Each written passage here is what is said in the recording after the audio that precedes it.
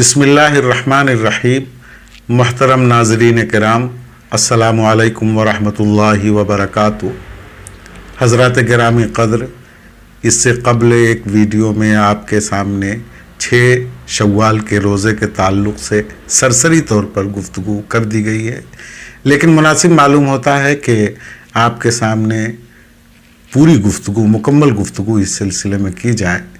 چنانچہ یاد رکھیے کہ اللہ کے رسول صلی اللہ علیہ وسلم نے شوال المکرم کے 6 روزے کو صوم الدہر یعنی پوری سال کا روزہ، زمانے بھر کا روزہ رکھنا والا قرار دیا ہے۔ یعنی جو شوال کے 6 روزے رکھے اس نے گویا پورے سال روزہ رکھا۔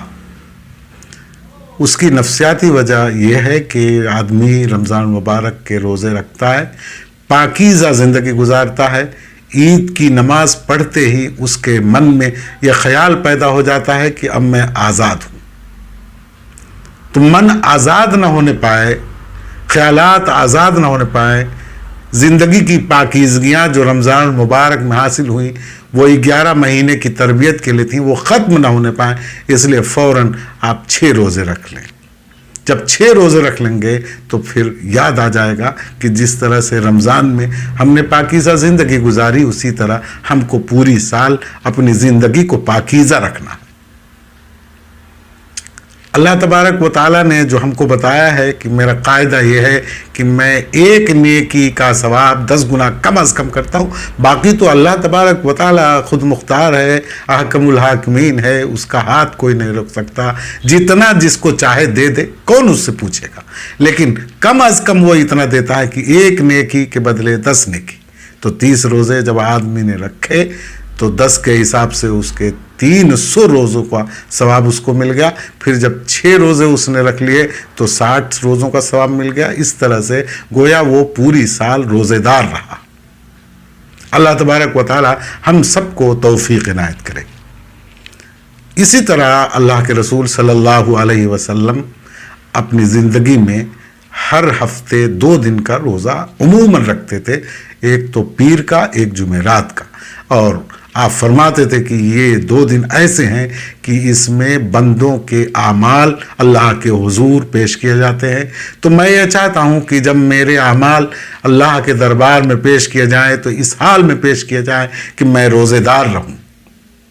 لہٰذا جمعرات اور پیر یہ 2 دن کے روزے مسنون ہیں۔ جس کو طاقت ہو، وسعت ہو اور اتنی ہمت ہو تو وہ ہفتے میں 2 روزے رکھ لیا کریں۔ لیکن اگر ان کے علاوہ دنوں میں بھی روزہ رکھنا چاہتا ہے اپنی سہولت کے اعتبار سے تو شریعت اس کی ممانعت نہیں کرتی، بلکہ حوصلہ افزائی ہی کرتی ہے۔ مناسب یہ ہے کہ یہ پیر کو اور جمعرات کو رکھا جائے۔ اللہ کے رسول صلی اللہ علیہ وسلم ایام 20 کے بھی روزے رکھتے تھے۔ اب آپ پوچھیں گے ایام 20 کیا ہیں؟ ایام 20 ہر مہینے کی چاند کی 13، 14، 15 تاریخ ہے، یعنی وہ دن کہ جس میں چاند پوری طرح روشن ہوتا ہے۔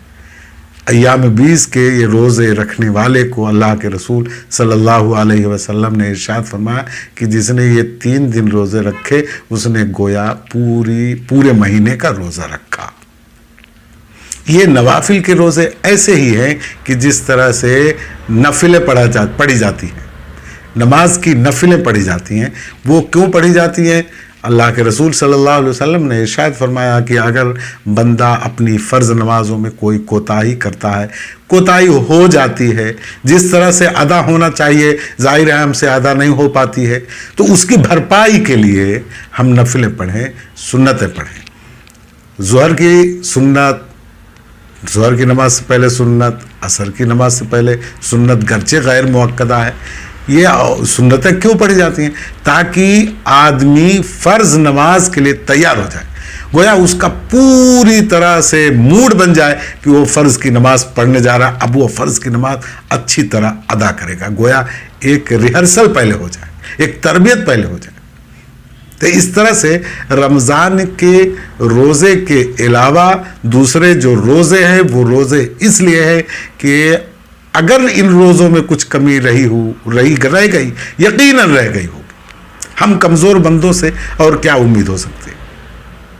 کہ پورا کا پورا حق تو ادا ہم نے نہیں کیا ہوگا، تو ان کی بھرپائی کے لیے اگر ہم یہ سنت اور نفل کے روزے رکھ لیا کریں گے تو اللہ تبارک و تعالی میدان محشر میں جب ہمارے اعمال کو تولے گا تو اگر کچھ کمی رہ جائے گی تو اللہ تعالی ان نفلوں اور سنتوں سے اس کی بھرپائی کر دے گا اور اس کے وزن کو بڑھا دے گا۔